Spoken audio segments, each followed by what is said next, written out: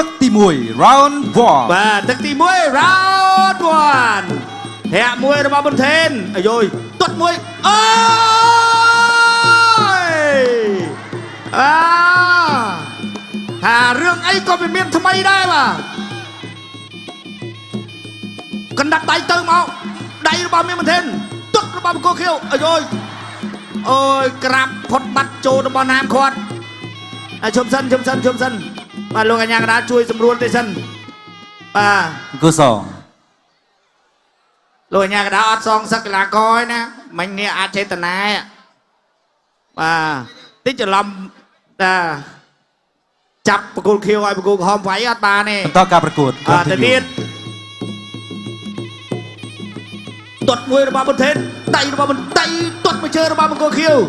បាទប៊ុនថេននេះវាយមិនដែលប្រុសដៃគូទេចូលដៃរបស់បង្គោលខៀវដៃរបស់ក្រហមអត់ដល់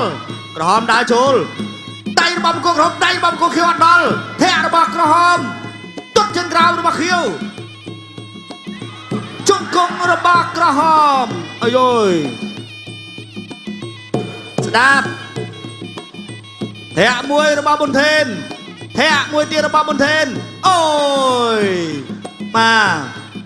ទគាត់ប្រើឲ្យអស់លទ្ធភាពរបស់គាត់កុសលបន្តការប្រកួត continue បាទធាក់អូយចូលធៀបមួយជើងបាទ1 2 3 4 5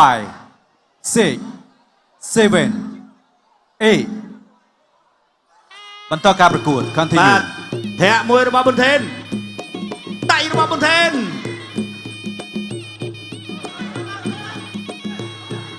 ទាត់មួយជើងដៃរបស់ប៊ុនថេនបាទប៊ុនថេនកែងរបស់ប៊ុនថេនអត់ដល់ទេលោកអាញាកដាលថាណូ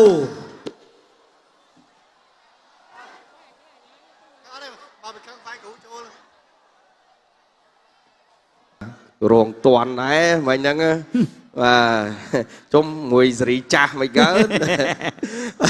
អរគុណបាទបកគោទុនទេជូនដល់គណៈកម្មការបច្ចេកទេសប្រកាសលទ្ធផលជាផ្លូវការ